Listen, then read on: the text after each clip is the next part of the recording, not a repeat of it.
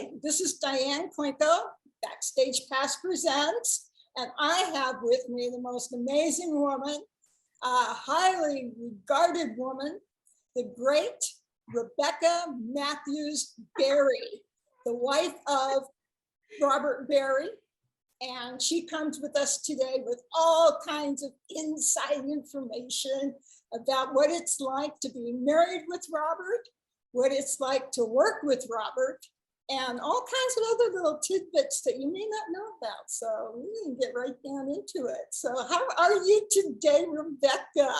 Feeling good, doing good. You're looking great, looking great, absolutely looking great. Now, from what I understand, you have a lot on your plate. And one of those things that I think people are always asking about is, how are you managing all the merch, all the albums, how are you doing all that? Yeah, so like we've talked it. I got it. It's hard sometimes. It's haven't quite figured that role out yet, but Robert and I, we had this mutual respect for each other's careers, and I am 100% behind him and want to support him. So he doesn't really ask a lot, or I should say, it doesn't seem like it until it's all in front of me. But oh yeah, that's great. I love it. Yeah. If I don't ask her, then maybe I'll do away with having to do it. All right. But honestly, I do. I just want to support him, and as far as taking on the role of the merch girl, it really started with just selling his merchandise at his gigs or concerts. And I really enjoyed that. Isn't that fun? Oh, I have a blast. I did it one time and I just loved it. It's like you want to please everybody. It's like absolutely it for you. Right, 100%. And I think it's funny because it sort of turned into that, going from that to all of a sudden, okay, I think I need help. I think I need more people to help me with this, because I'm a talker and I just want to talk to everybody, and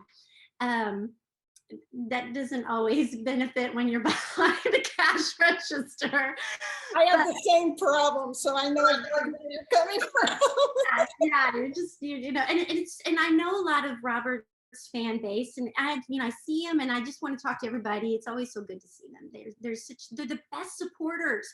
He has the best fans and friends. Oh my gosh. Yeah. Everybody, when you can go to an event that Robert's doing and be able to see people from Robert's appreciation group and be able to connect bases with names and be able to talk with them, it is very hard to just say, I need to move on, because it's so enlightening to be able to meet these people. For sure. Yes. Actually the last gig he had, I had two friends with me, and they basically took care of the merchandise while I talked to everybody, because I just want to see. Fabulous. I love it. Fabulous. Yeah, I have to plan that one out.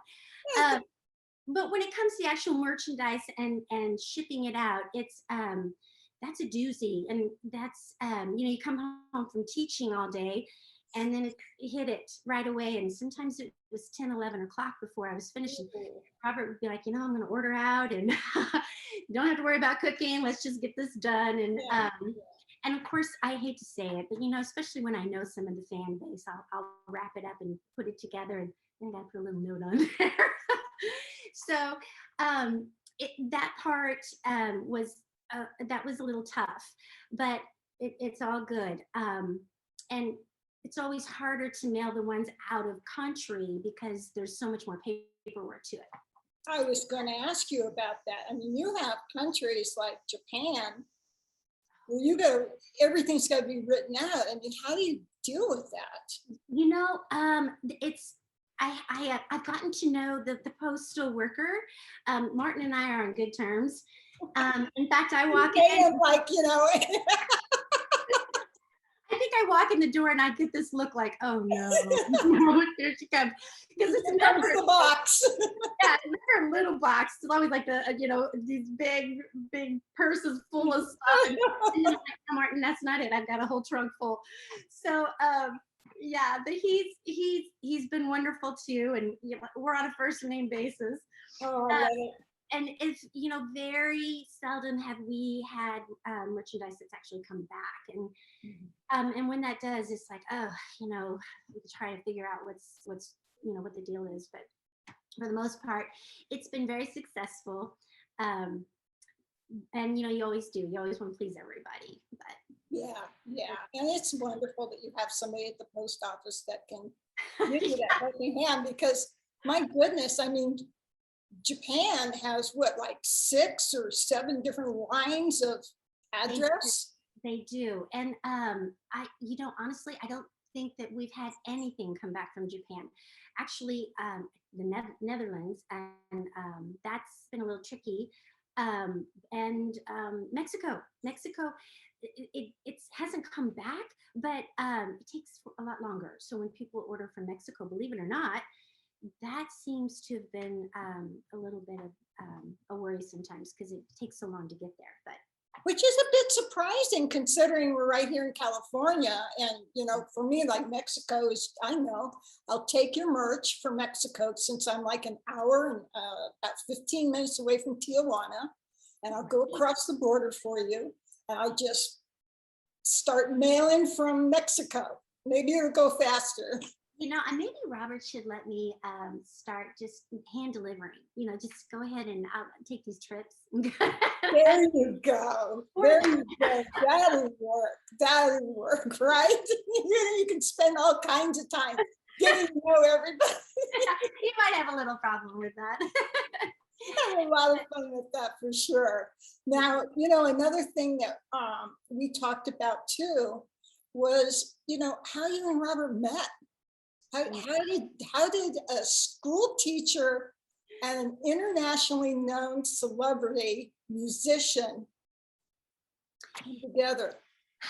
It's a really interesting story. I was in Missouri and teaching, and I had taught all week, and I was really, really, really tired.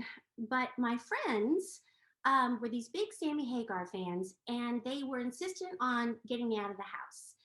And I just didn't want to go, but I was like, oh, okay, I'll go to this concert that supposedly these musicians that used to play for Sammy Hagar, actually, and some still did, got together and they formed this band Alliance. And there was this Alliance concert at one of Sammy's places up in Harrods in St. Louis. And, like I said, my friends wanted me to go with them. And I just really didn't want to go. I was so tired. Well, I even called my mom and my brother. I'm like, you guys go to this thing? Because I just not wasn't much interested in it. But I went and had a great time. And I met all of the bandmates there. They were, super, super great guys. But I really didn't talk to any of them. But my friends were mingling with the band and just having the best time. And I walked up to Robert, who was talking to 2 of my best friends there. And I interrupted them and said, guys, I'm exhausted. My first graders wore me out. I'm out of here. And he turned around and said, you're a first grade teacher? And I said, yes. And by the way, great show, And he said, well, boy, that was, some of the best years I had with my kids. And I'm like, that's great. I love it. By the way, again, great job. Nice to meet you. I'm out of here. Bye. That was it. Okay. That was it. Obviously, that was not quite it. The way Robert tells it is he got back home and he's like, I just, thought about this girl. But long story short, we basically started talking through Facebook. And yeah, we were just, talking through Facebook, and we kind of brought up, he brought up a chat, and we just started chatting, and he's like, I've got these Mother Goose Rocks tapes that I created for kids, because to be honest with you, Diane, I wasn't interested. I thought he was super nice and everything, but this is a musician. What does he want with this, this 14? And and just, that whole scene just was not my thing. And so he said, I've got these Mother Goose Rocks tapes. I'd like to send them to you, see what you think. And I thought, oh, okay. So I gave him my address, and he sent them to me. And I played them for my students, and they loved them. And so I thought, okay, if this guy can produce this for kiddos, he must not be too bad. So I always joke and say he had me at Mother Goose Rocks. I love that story so much. So how did you go on your first date? Well, I met him. I met him in San Francisco. I flew out with my brother, and this was months after that. And we had met up, and like I said, I took my brother with me, which was just hilarious because I don't think he was expecting that. But being the guy he is, he was welcoming. And we all just kind of hung out, and got to know him up close. And I actually left that week thinking,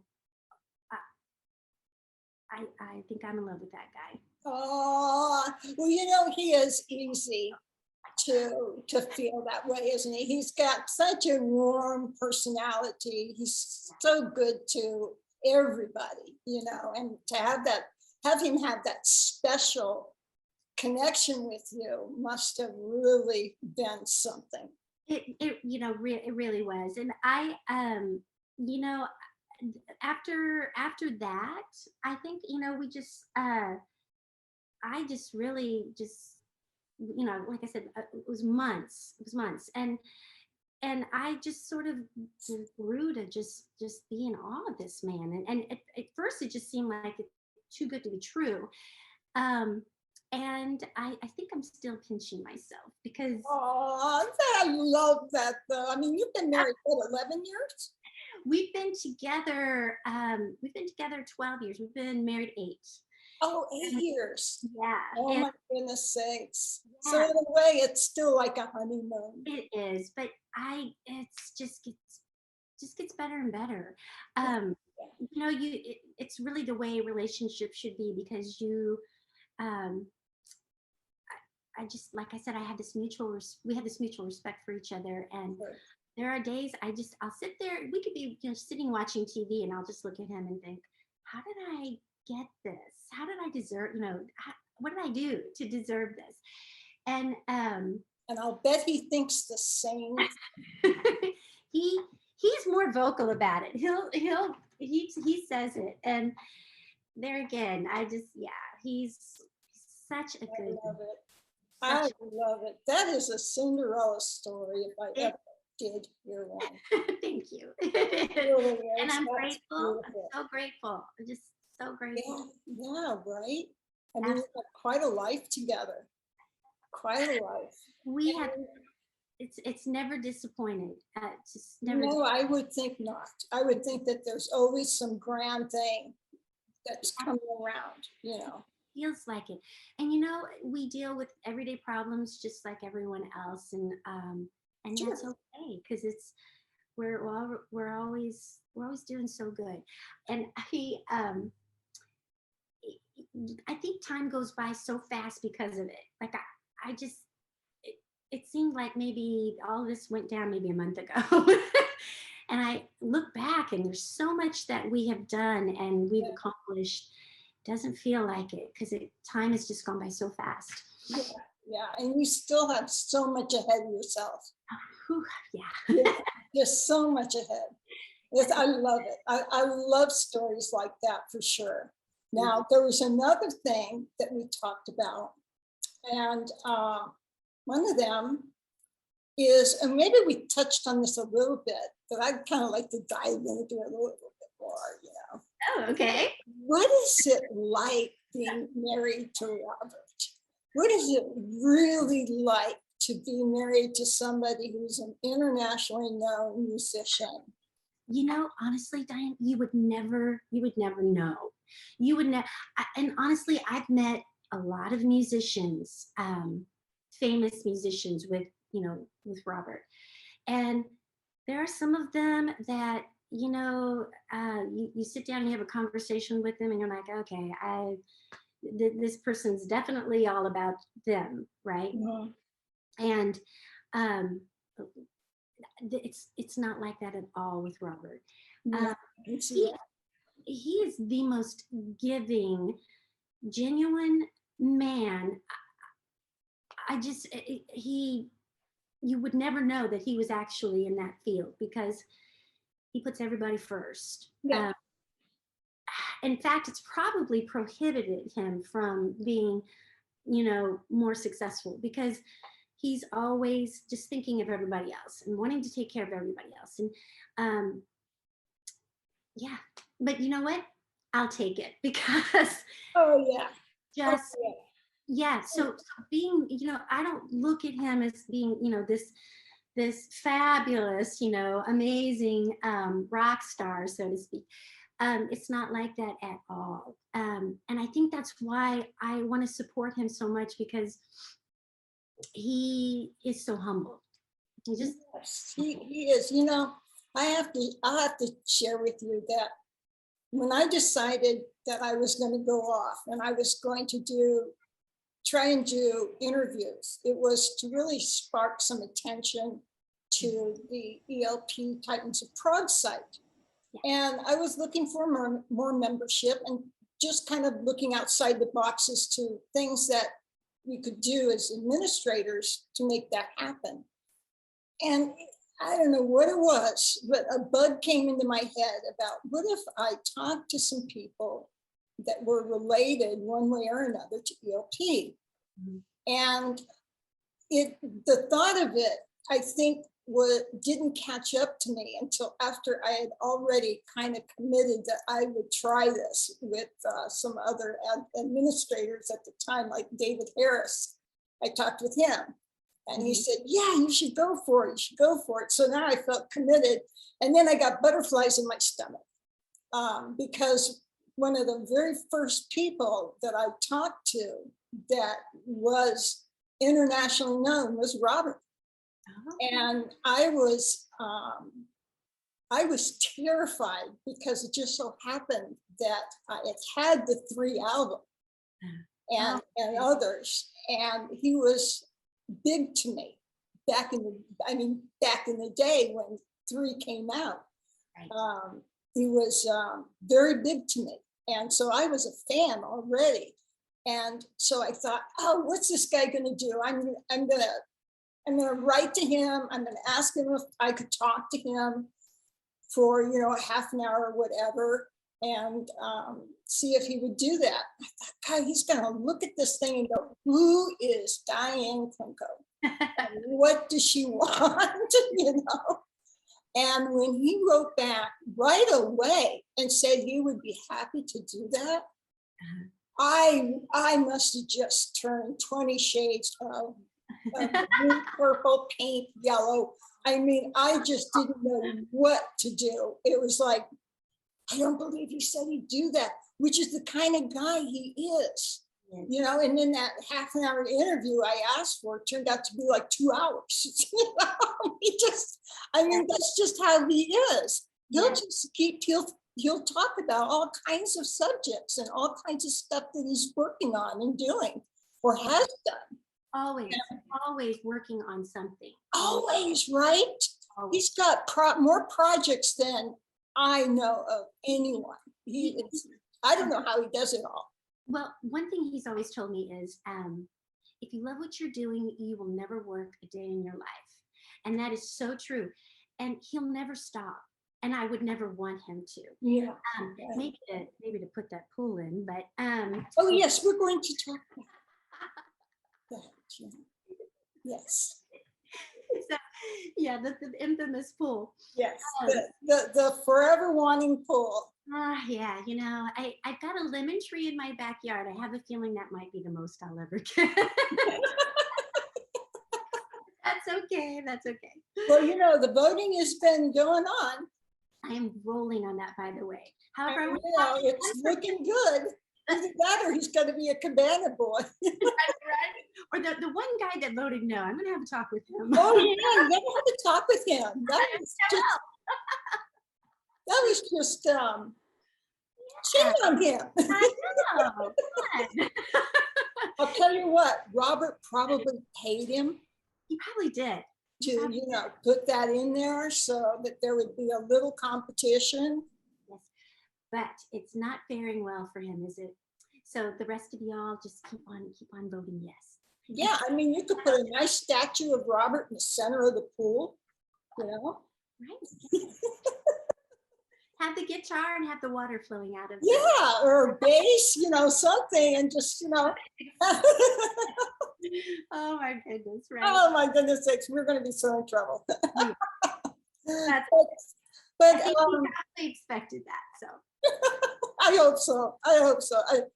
If yeah, he should know by now. right? You never know. No. The one thing that I was very interested in, and I do want to make this a little bit short because we're already inside our last about 10 minutes. Oh my goodness. There is something special you do once a year. Now, I don't know anything about this because I did not want to know anything about this, but it had to do with Robert's camp.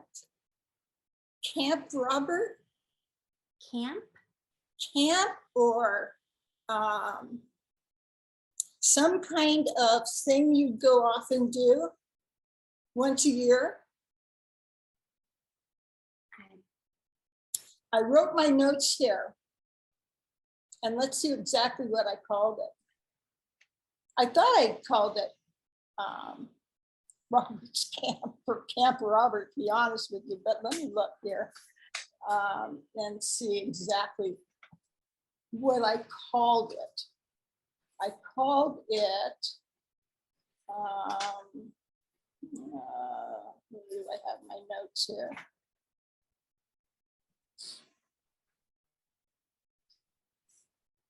Oh, let's see where I put them. Oh, no, this is taking too long. It's something you go do once a year, and it's real grueling.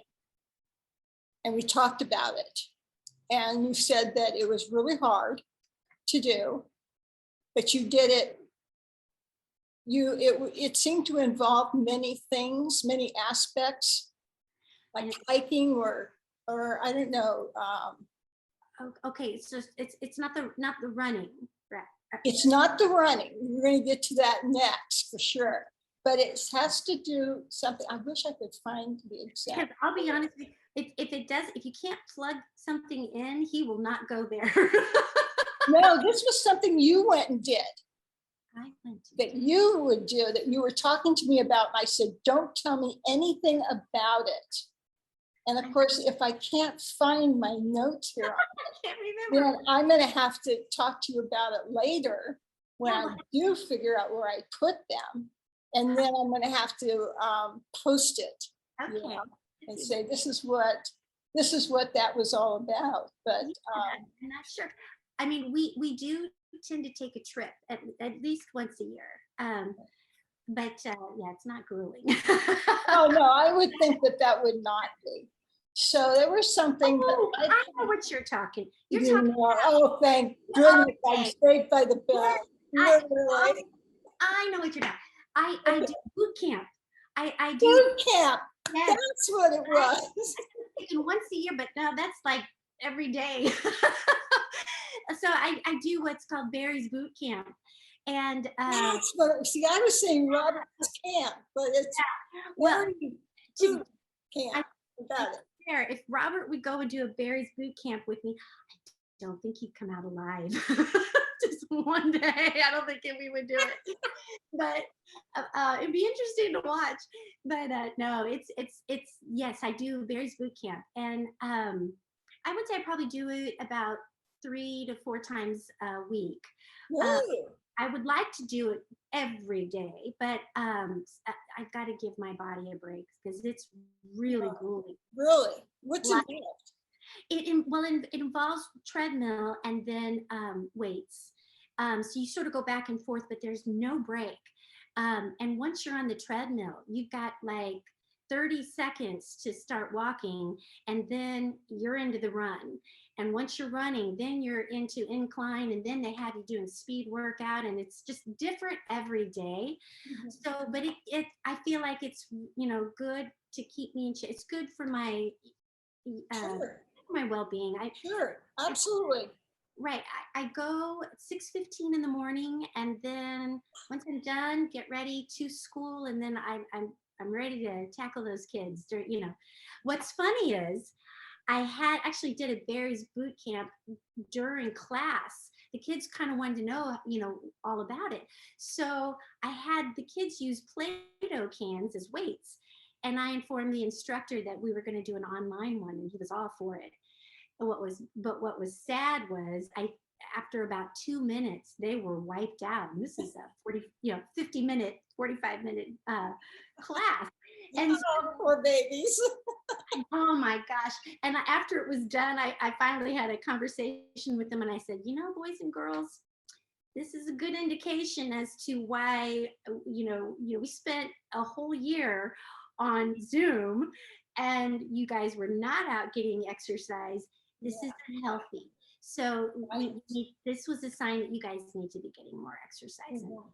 And they agreed. And so therefore, after that, we started doing push-ups in class. And Good for you getting them going. Yes. yeah, so I mean, you've got to look out for these kiddos because they, a lot of them, they were just in a room all day, not Oh, even getting outside, and fabulous. you And really I'm gonna push ourselves along because we have a couple more things we want to talk about. And I yes, don't want our time to run out first. gotcha. You run. Well, I used to. I run on the treadmill at Barry's, but I used to run. I used to run outdoors, run trail running, Mhm. and loved it.